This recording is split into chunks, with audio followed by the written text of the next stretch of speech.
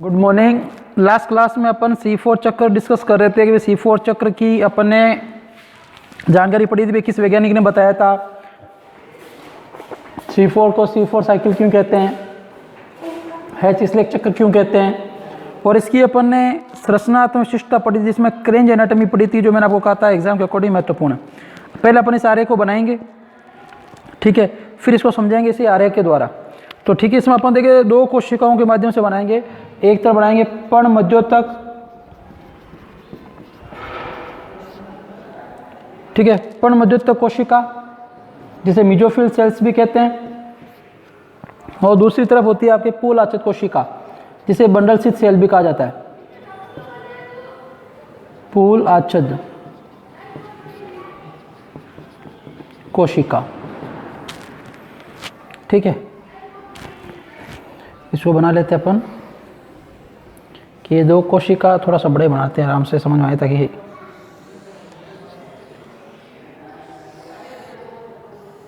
पर्णमध्योतक कोशिका हो गई और दूसरी आपके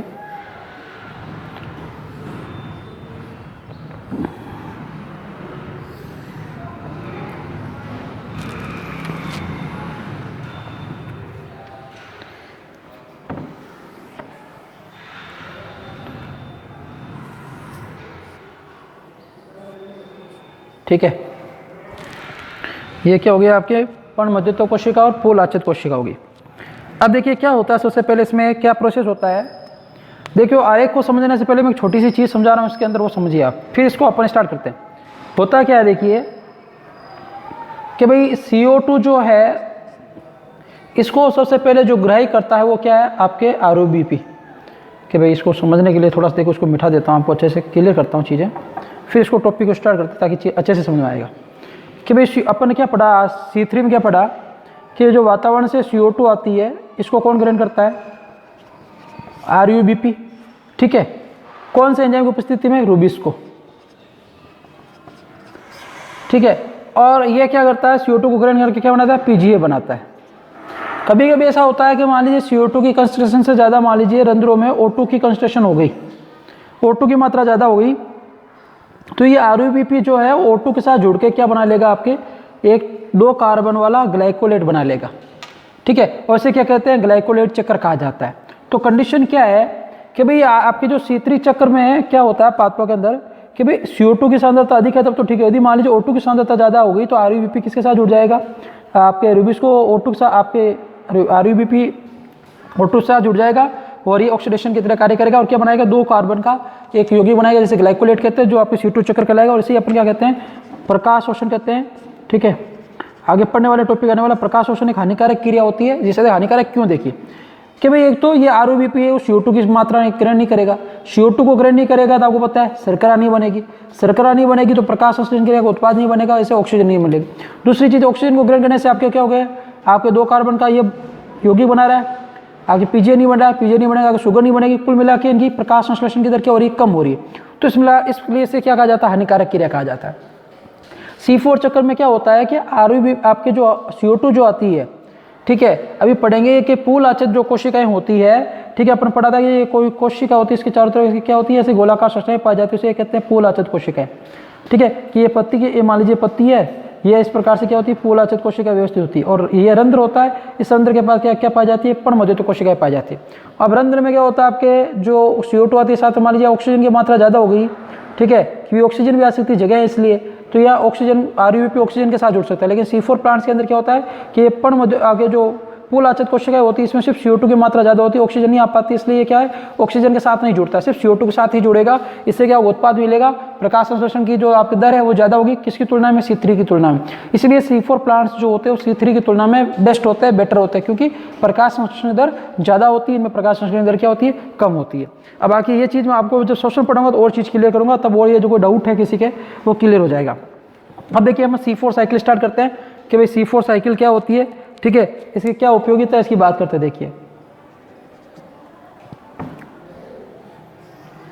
अब देखिए इसको समझना आप अच्छे से कि सबसे पहले क्या होता है कि भाई आपके CO2 बाहर से आती है, बाहरी वातावरण से CO2 आई किसमें, मेसोफिल सेल्स के अंदर, और CO2 जैसे मेसोफिल सेल्स के अंदर एंटर करती है तो इसको आपके एक एंजाइम पाया जाता है, एक पदार्थ पाया जाता है जो CO2 को ग्रहण करने का कार्य करता है। उस पदार्थ का नाम है PEP, फास्फोइनोल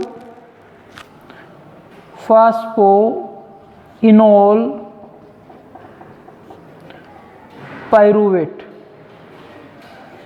फास्फोइनोल पाइरूवेट ये क्या है? 3 कार्बन का यौगिक है, इसको शॉर्ट में कहा जाता है PEP या पेप कह दीजिए आप, ठीक है। इस CO2 इसको सबसे पहले ग्रहण करता है और कौन से एंजाइम की उपस्थिति में? PEP carboxylase. कौन सा एंजाइम काम करता है इसमें? मतलब फास्फोइनोल पाइरूवेट कार्बोक्सिलेज। तो पेप कार्बोक्सिलेज जो होता है ये एंजाइम क्या करता है? CO2 को ग्रहण करता है। कहने का मतलब ये एंजाइम क्या करेगा? CO2 को ग्रहण करके उत्पाद बनाएगा।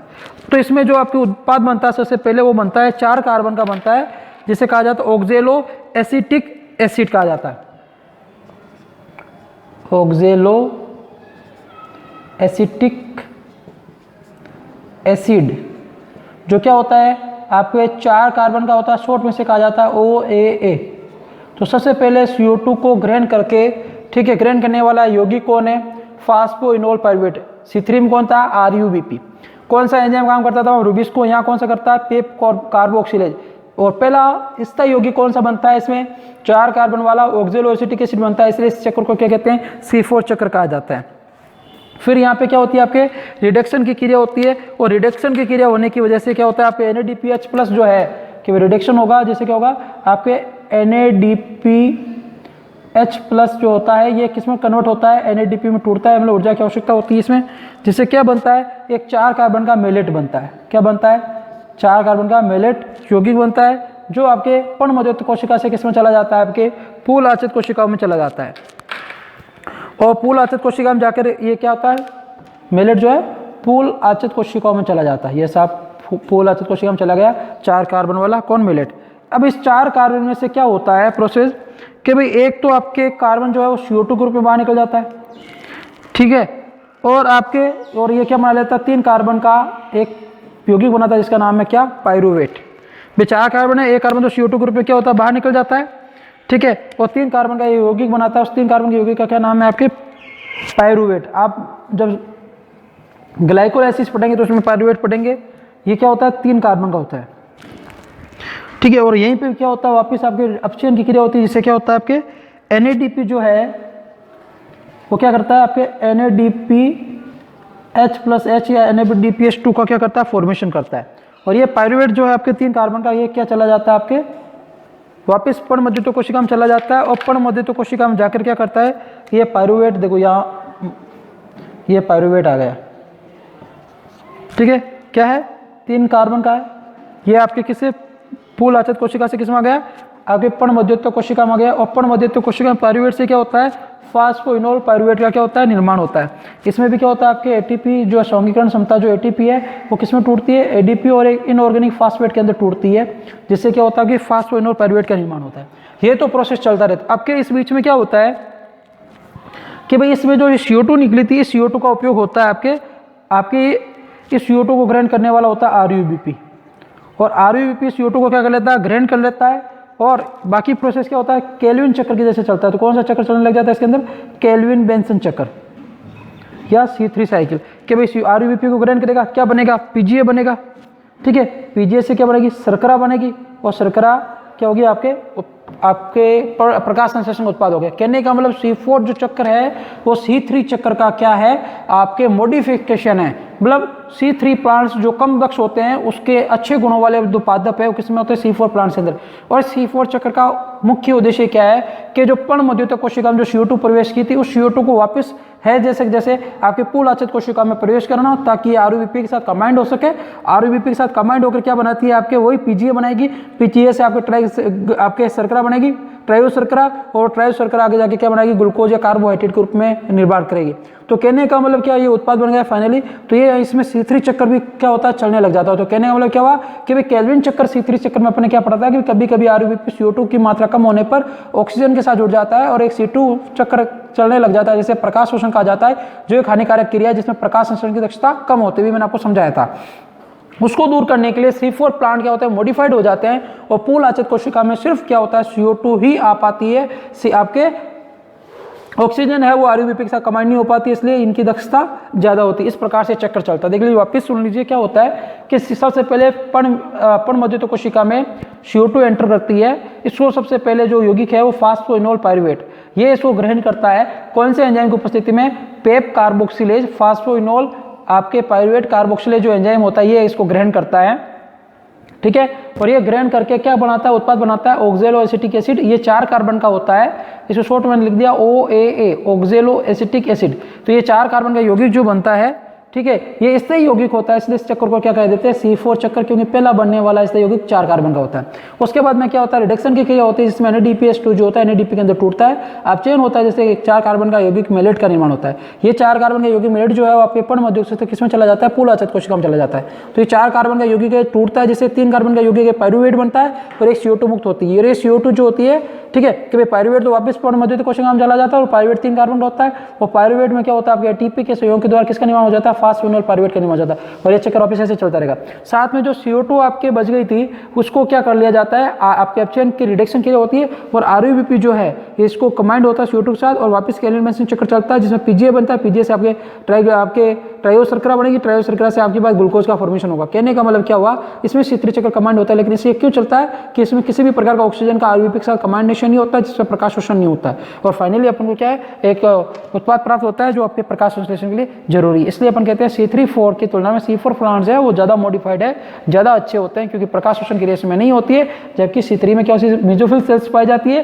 तो मेसोफिल सेल्स के अंदर आपके रंध्रों के साथ क्या होती है? CO2 की मात्रा के साथ ऑक्सीजन की मात्रा प्रवेश करती है और ऑक्सीजन की मात्रा अधिक होने पर वो RUBP के साथ कंबाइन करके C2 चक्कर कमांड चला लेती है। इसलिए अपन कहते हैं C4 साइकिल है वो आपके क्या होती है? ज़्यादा अच्छी होती है किसकी तुलना में? C3 साइकिल की तुलना में। अब देखिए अपन C3 चक्कर और C4 चक्कर की विशेषताओं की बात करते हैं कि भाई C3 चक्कर जो है C4 चक्कर की क्या विशेषताएं हैं, फिर दोनों मंत्र पढ़ेंगे।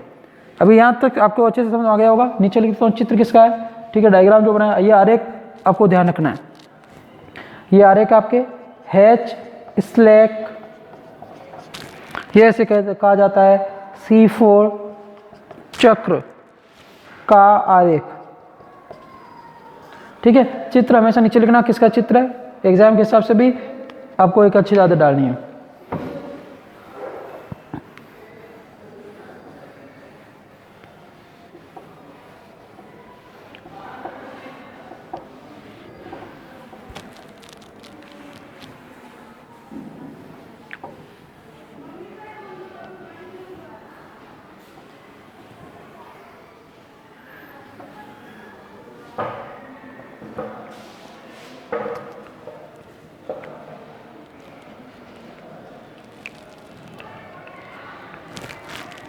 देखिए C4 चक्र व C4 पाथवों की विशेषता है कि C4 चक्र व C4 पाथवों की विशेषताएं।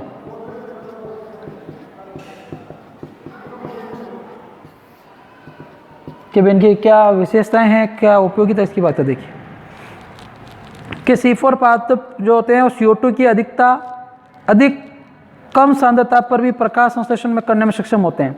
कि भाई C4 प्लांट जो होते हैं इनमें क्या ऐसा गुण पाया जाता है कि भाई CO2 की अधिकता होगी, ठीक है, और कम सांद्रता हो।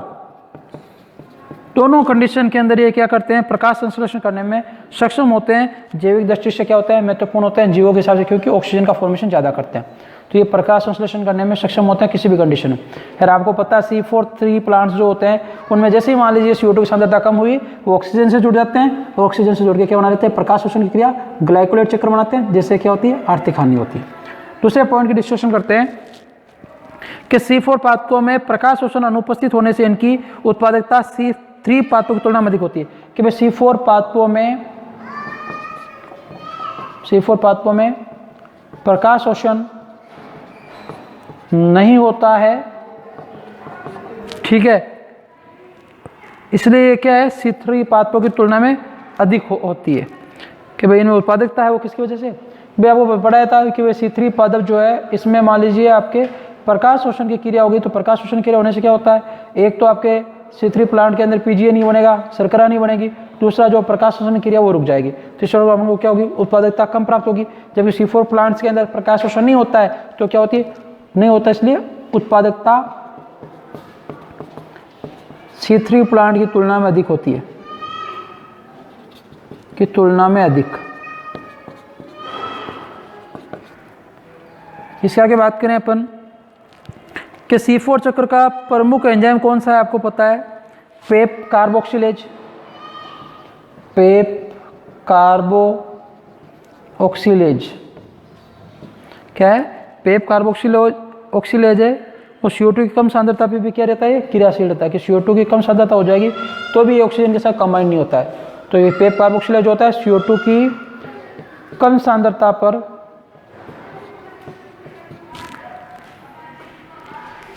सांद्रता पर भी क्रियाशील रहता है, क्रियाशील रहता है।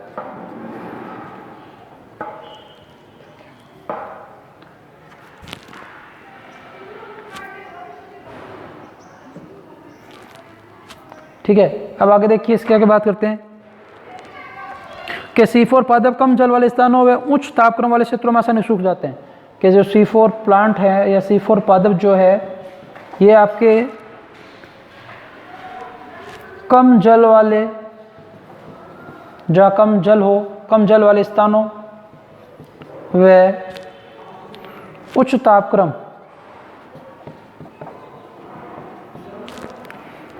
उच्च तापक्रम हो गया जहाँ टेम्परेचर 30 से 45 डिग्री सेंटीग्रेड हो। ठीक है, कि यहाँ पर भी क्या हो जाता है, आसानी से उग जाते हैं, पर भी आसानी से उग जाते हैं, आसानी से क्या कर जाते हैं, ग्रोथ कर जाते हैं। और उपरोक्त जो विशेषता है वो C4 पादप जो है उष्णकटिबंधीय सर्वाधिक सफल पादप माना जाते हैं। कि उष्णकटिबंधीय पादप में सबसे सफल पादप कौन से माने जाते हैं, C4 प्लांट से माना जाता है। ये प्रमुख विशेषता। अब देखिए C3 और C4 चक्र में अपन प्रमुख अंतर की बात करते हैं कि भाई C3 और C4 चक्र में अंतर क्या है, एग्जाम में आ सकता है। तो C3 C4 चक्र में से क्वेश्चन जरूर आता है, या इनकी साइकिल आए, या पूरा वर्णन आए, या C3 C4 प्लांट्स में अंतर आए, या इनकी उत्पाद पूछे। ठीक है, ये आप जब अपन अंतर पढ़ेंगे नहीं है तो पूरा C3 और C4 एक एक पॉइंट इनके क्लियर हो जाएंगे। तो अपनी हेडिंग क्या है, C3 व C4 चक्र में प्रमुख अंतर। ठीक है, मुख्य क्या अंतर उनकी बात करने वाला है, देखिए।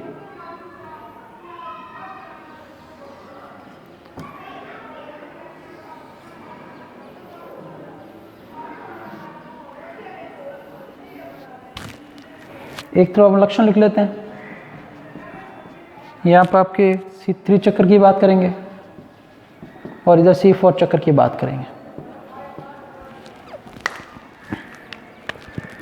देखिए, सबसे पहले स्टार्ट करते हैं अनुकूलतम तापमान। कि भाई किसके लिए कितना तापमान अनुकूल होता है, तो अनुकूलतम तापमान। देखिए C4 पादप जो होते हैं इनका अनुकूलतम तापमान होता है 10 से 25 डिग्री सेंटीग्रेड पे आसानी से ग्रोथ करते हैं, जबकि C4 पादप ये 30 से 40 डिग्री सेंटीग्रेड तापमान को भी सहन कर सकते हैं। पहला पॉइंट हो गया। दूसरे पॉइंट की बात करें अपन तो दूसरा है क्रेंज शारीरिकी। क्रेंज शारीरिकी, तो क्रेंज शारीरिकी आपको पता C3 में अनुपस्थित होती है और C4 प्लांट में उपस्थित होती है। तो पढ़ा था C3 C4 में। इसके अंदर बाद में बात करें कि दोनों में प्रथम स्थायी उत्पाद क्या है, प्रथम स्थायी उत्पाद। तो आपके C3 के तो इसका क्या है, PGA, फास्फोग्लिसरिक अम्ल। पूरा लिखने की आवश्यकता नहीं। कितने कार्बन का, 3 कार्बन का। और इसमें प्रथम स्थायी उत्पाद क्या है, ऑक्जेलोएसिटिक एसिड। कितने कार्बन का, 4 कार्बन का। सिंपल सी बात होगी। उसके बाद बात करें अपन CO2 का स्थिरीकरण स्थल कि भाई CO2 कहाँ पर, तो CO2 का स्थिरीकरण मतलब कहाँ इसका उपयोग होता है, स्थिरीकरण स्थल। ठीक है, तो इसमें तो आपको पता है इसमें क्या काम आती है, केवल पर्णमध्योतक कोशिकाएं, और इसमें पर्णमध्योतक व पूलाच्छद दोनों, तो पर्णमध्योतक व पूलाच्छद कोशिकाएं। उसके बाद हम बात करें नेक्स्ट पॉइंट की। टोटल 8 पॉइंट की बात करेंगे अपन। एग्जाम आपको कम से कम 6 पॉइंट लिखने होते हैं, ठीक है। 5 पॉइंट की बात करते हैं। देखिए कि CO2 का प्रथम ग्राही कौन है, कि CO2 को सबसे पहला कौन सा यौगिक या पदार्थ है जो ग्रहण करता है, CO2 का प्रथम ग्राही, ठीक है। तो इसमें आपको पता है RuBP होता है, ठीक है, जो क्या होता है 5 कार्बन का होता है। और इसमें क्या होता है आपके पेप होता है, जो क्या होता है 3 कार्बन का होता है। उसके बाद अपन बात करें इसके आगे नेक्स्ट पॉइंट की, कि भाई कार्बोक्सिलीकरण के लिए कौन से एंजाइम काम करते हैं। तो कार्बोक्सिलीकरण के लिए, तो कार्बोक्सिलीकरण के लिए एक तो रूबिस्को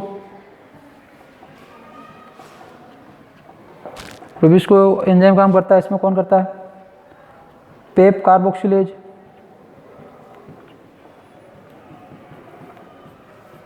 ठीक है। और इसके बाद अपन नेक्स्ट पॉइंट की बात करें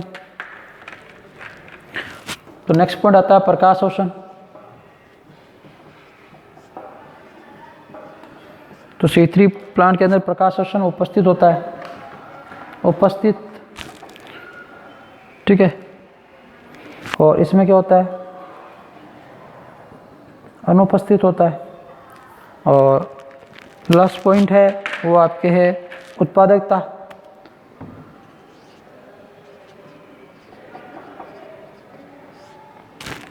तो उत्पादकता के मामले में आपके नष्टकारी प्रकाश शोषण के कारण कम, और इसमें क्या होगा नष्टकारी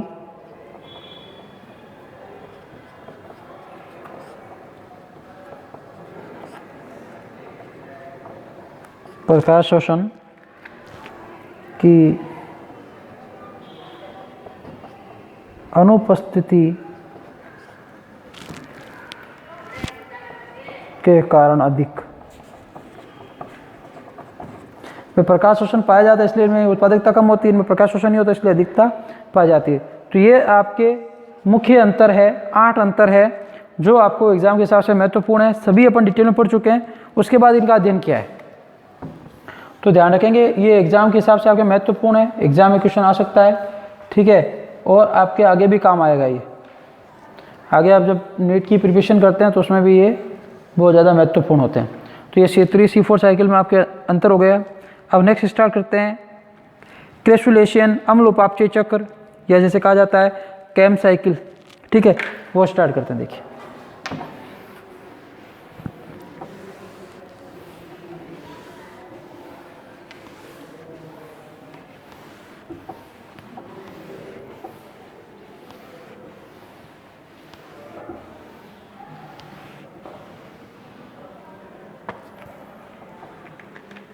नेक्स्ट हेडिंग है तीसरी है प्रकाशिक अभिक्रिया के अंदर अपनी 2 पढ़ ली, C4 C3 C4 हो गया। तीसरा है क्रेसुलेशन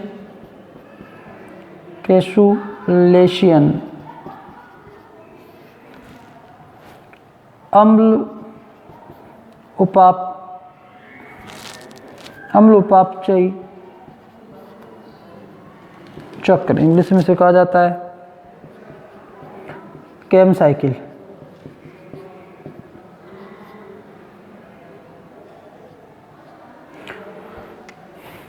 क्रेसुलेशन एसिड मेटाबॉलिज्म, देखिए क्या होता है, कैम साइकिल क्या है। देखिए अभी अपन ने बात की थी कि भाई C3 प्लांट जो होते हैं उसमें पढ़ाता है भी प्रकाश शोषण की क्रिया हो जाती है। तो C4 अपने आप को डेवलप कर लेते हैं ताकि उसमें प्रकाश शोषण नहीं। उसी प्रकार से ये आपके जो कैम प्लांट्स भी होते हैं ये भी अपना आपको इस प्रकार से डेवलप कर लेते हैं कि इनके रंध्र रात को क्या रहते हैं, खुलते हैं, दिन में बंद रहते हैं, ताकि ऑक्सीजन इनके अंदर रंध्रों के माध्यम से मेसोफिल सेल्स की सहायता से अंदर नहीं आए और प्रकाश शोषण नहीं हो। तो ये दोनों जो प्लांट्स है ये मॉडिफाइड प्लांट्स है, किसकी तुलना में, C4 C3 की तुलना में, ताकि इनमें प्रकाश शोषण की क्रिया नहीं हो। अब देखिए इसकी आगे बात करते हैं, क्या है पूरा प्रोसेस देखिए कि भाई क्रेसुलेशन अम्ल उपापचयी सामर्थ्य क्या होता है, मांसल एवं शुष्क वातावरण में पाए जाने वाले पौधों में मिलती है। कि भाई क्रिया किसमें मिलती है, मांसल मतलब जो उनका तना पत्तियां जो होती है मोटी हो जाती है, जैसे आपके ग्वारपाठा है, ठीक है। तो मांसल व शुष्क वातावरण में पाए जाने वाले पादपों में कैम साइकिल क्या होता है, आपके रन होता है, पाया जाता है। क्यों होता है, क्योंकि देखिए शुष्क वातावरण मतलब जहाँ मरुद्भिद वातावरण कह सकते हैं, जहाँ टेम्परेचर क्या हो, ज़्यादा हो, बारिश कम हो, ठीक है, रेतीली ज़मीन हो, वहाँ पर ये जैसे प्लांट्स होते हैं उनके अंदर ये पाए जाते हैं। और इन पौधों की पत्तियाँ जो होती है वो क्या होती है, मोटी, मांसल और गुद्देदार होती है। कि भाई पत्तियाँ जो होती है मोटी होती है, आकार क्या होता है, मोटी, मांसल मतलब गुद्देदार इस प्रकार से। तो मोटी मांसल वे क्या होती है, गुद्देदार मतलब आपके क्या मोटी होने की वजह से क्या हो जाती है, ऐसे दबदबी सी हो जाती है, गुद्देदार हो जाती है, ठीक है। और इनके रंध्र क्या होते हैं, रात्रि में खुलते हैं, रंध्र रात्रि में खुलते हैं, दिन में बंद रहते हैं, ताकि वाष्पोत्सर्जन कम हो और आपके CO2 के साथ में से CO2 ही आए, ऑक्सीजन प्रवेश नहीं करे। तो रंध्र रात्रि में क्या होते हैं, आपके खुलते हैं, वे दिन में बंद रहते हैं। कि रंध्र क्या होते हैं आपके, रात्रि में समय खुलते हैं, दिन में बंद रहते हैं। ऐसे रंध्रों को क्या कहते हैं, तमीर सक्रिय, तमीर मतलब होता रात, तमीर सक्रिय या इंग्लिश में कहा जाता है इसको, ध्यान रखेंगे आप, सेकोटो एक्टिव स्टोमेटा, ठीक है। और इन पातों में रात्रि के समय पत्तियां CO2 का अवशोषण करती है। कि पत्तियां रात्रि के समय क्या करती है, पत्तियां रात के समय CO2 का उपयोग करती है, ठीक है, या ऐसे कह सकते हैं अवशोषण करती है, ग्रहण करती है। क्यों, दिन के समय रंध्र क्या रहते हैं, बंद रहते हैं। और इनकी पर्णमोदित कोशिका में उपस्थित जो आपके पेप होता है, कि भाई इनकी पर्णमोदित कोशिका जो होती है, मेसोफिल सेल्स जो होती है, तो पर्णमोदित कोशिका में क्या पाया जाता है, पेप जो होता है वो CO2 को ग्रहण करता है, सेम वही, ये CO2 को ग्रहण करता है और क्या बनाता है, प्रथम स्तरीय यौगिक ऑक्जेलोएसिटिक एसिड का निर्माण होता है, सेम C4 की तरह ही, ठीक है, ऑक्जेलोएसिटिक एसिड बनता है। और ये ऑक्जेलोएसिटिक एसिड है वो मैलिक अम्ल में परिवर्तित हो जाता है। किस में बदलता है, आगे जाके मैलिक अभी पढ़ा था कि भाई किस में बदल जाएगा, 4 कार्बन वाले मैलिक अम्ल में बदल जाएगा, ठीक है। और इस प्रकार रात्रि में CO2 का स्थिरीकरण क्या हो जाता है, मैलिक रूप में हो जाता है। भाई CO2 का स्थिरीकरण सबसे पहले CO2 को ग्रहण कौन करता है, पेप करता है, क्या बनाता है, ऑक्जेलोएसिटिक बनाता है, और किस में बदल जाता है, मैलिक अम्ल में बदल जाता है। और दिन के समय मैलिक अम्ल जो होता है वो डीकार्बोक्सिलीकरण से CO2 मुक्त हो जाती है। कि भाई दोपहर के दिन के समय क्या होता है कि जो मैलिक अम्ल है इसमें से क्या हो जाती है, आपकी CO2 निकल जाती है, जिसे क्या कहा जाता है, डीकार्बोक्सिलीकरण कहते हैं। और जो हरित लौह में क्या हो जाती है, विस्तृत हो जाती है, किसमें, हरित लौह में फैल जाती है। और केल्विन बेंच चक्र के माध्यम से क्या हो जाता है, कार्बोहाइड्रेट का क्या हो जाता है, आपके अपचयन हो जाता है। कि फिर वो क्या जलने लग जाएगा, मैलिक अम्ल से CO2 टूटेगा, ठीक है, जैसा भी पढ़ा था, मैलिक अम्ल से CO2 बनेगा, CO2 से वापस वो RUBP ग्रहण करेगा, RUBP ग्रहण करेगा, क्या होगा, आपके C3 चक्कर चलेगा, PGA बनेगा, PGA से आपके ट्राई और शर्करा बनेगी, ट्राई और शर्करा से वापस शर्करा बनेगी। इस प्रकार क्या हो जाता है, आपके CO2 से अपचयन के द्वारा क्या बन जाता है, आपके कार्बोहाइड्रेट बन जाता है और भोजन मिल जाता है इनको। इस प्रकार से ये अपने क्या करते हैं, भोजन की पूर्ति करते हैं। और इस चक्कर की महत्वपूर्ण विशेषता यह है कि इसमें CO2 की स्थिरीकरण की प्रक्रिया रात्रि में और CO2 का अपचयन और शर्करा निर्माण की प्रक्रिया क्या होती है, दिन में संपन्न होती है। कि रात में CO2 का स्थिरीकरण किया जाएगा और इसका उत्पाद बना लिया जाएगा मैलिक, और दिन के समय में क्या होगा, मैलिक अम्ल का डीहाइड्रोजन होगा, CO2 बनेगा, और CO2 से बाद में क्या हो जाएगी, आपके कार्बोहाइड्रेट शर्करा बनेगी। तो इस चक्कर का ध्यान रखेंगे कि इस चक्कर में क्या होता है आपके कि रात के समय CO2 का स्थिरीकरण होता है मैलिक रूप में, और दोपहर में समय क्या होता है, आपके CO2 का अपचयन होता है, इससे क्या बनता है, कार्बोहाइड्रेट का निर्माण होता है। और ये चक्कर मांसलोद्भिद और शुष्कोद्भिद पादपों में पाया जाने वाला कार्य की अनुकूलन है। कि जो ऐसे पौधे जो मांसलोद्भिद होते हैं, जिनमें तना पत्तियां गुद्देदार होती है, शुष्कोद्भिद या मरुद्भिद जो आपके शुष्क प्रदेशों में पाए जाते हैं, जहाँ तापमान ज़्यादा रहता है, बारिश कम होती है, ठीक है, वहाँ पर ये उन ऐसे पादपों के अंदर ये देखने को मिलता है। और इसमें क्या होता है भी इस प्रकार अनुकूल होता है कि जल की हानि किए बिना पौधे क्या करते हैं, कार्बनिक पदार्थों का निर्माण करते हैं। इसलिए क्या होते हैं, रंध्र इनमें दिन के समय बंद रहते हैं ताकि वाष्पोत्सर्जन की क्रिया नहीं होती है, और इसके वाष्पोत्सर्जन क्रिया के बिना ये क्या करते हैं, आपके अपनी कार्बनिक पदार्थ का निर्माण, कार्बनिक पदार्थ मतलब कार्बोहाइड्रेट का निर्माण करते हैं। और इस उपापचय विग्रह का सर्वप्रथम अध्ययन जो है आपके क्रेसुलेसी कुल के पात्रों में किया गया था, इसलिए इसे क्या नाम दिया गया, क्रेसुलेशियन अम्ल उपापचय कहते हैं। और कुछ प्रमुख केम प्लांट्स पादप कौन कौन से कि जिनके अंदर भी केम प्लांट्स के उदाहरण एग्जाम्पल है, तो एक तो अगेव है, अगेव, युक्का, क्रेसुला, अनानास, जैसे हम पाइनएप्पल बोलते हैं, नागफनी और इकाइनोकेक्टस। तो ये कुछ ऐसे पादप हैं जो इसके एग्जाम्पल है। अपन ने पूरा क्रेसुलेशन पादपों की क्रियाविधि पढ़ ली कि भाई क्रेसुलेशन प्लांट्स जो होते हैं वो किस प्रकार से पाए जाते हैं, इनकी क्या प्रोसेसिंग रहता है, सबकी बात अपन ने कर ली। ठीक है, तो आज के लिए अपन इस क्लास में इतना ही पढ़ेंगे, बाकी जो है वो नेक्स्ट क्लास में बात करेंगे। ठीक है, बाकी नेक्स्ट क्लास में प्रकाश शोषण की बात करेंगे, प्रकाश शोषण क्या होता है, किस प्रकार से क्रिया करता है। तो आज के लिए इतना ही, धन्यवाद।